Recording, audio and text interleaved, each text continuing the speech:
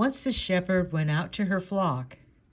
She saw them lying quietly, just where she had left them under the watchful eye of the sheepdog.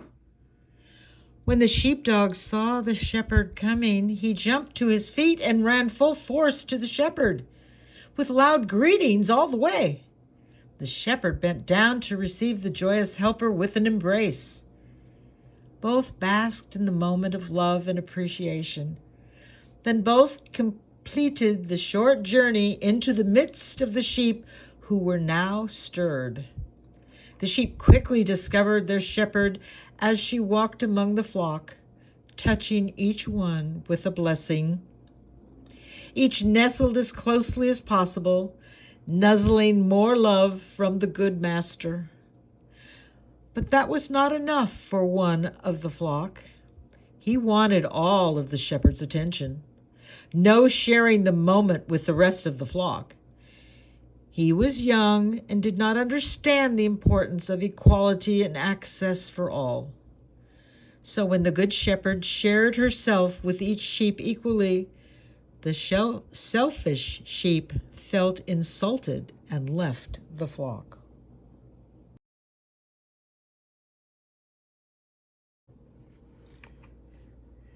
The shepherd saw the selfish one go, and she bid the flock to remain in the loving care of one another, under the protection of the sheepdog, whilst she, the shepherd, went after the selfish one.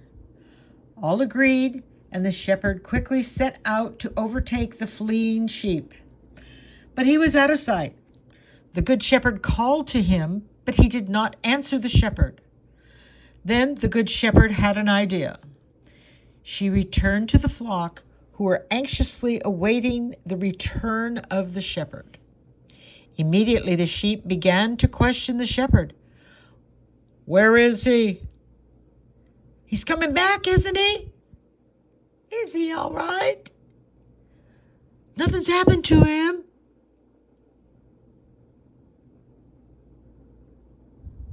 "You don't think he's been hurt, do you?" "He's not dead, is he?" "The wolf hasn't eaten him, has it?" The good shepherd stopped their questions and said, "It sounds like you really care for him. Do you?"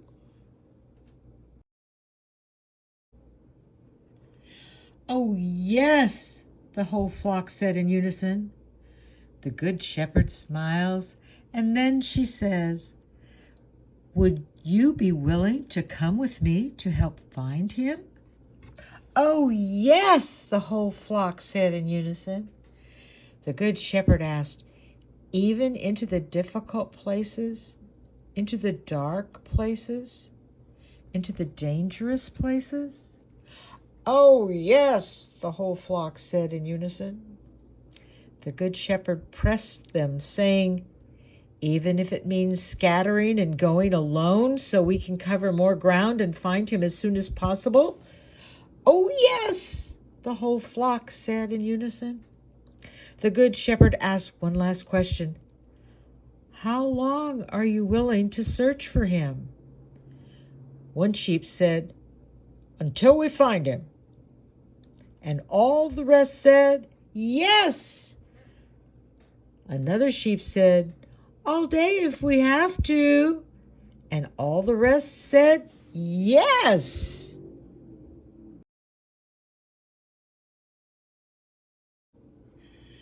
Another said, "All night if we have to."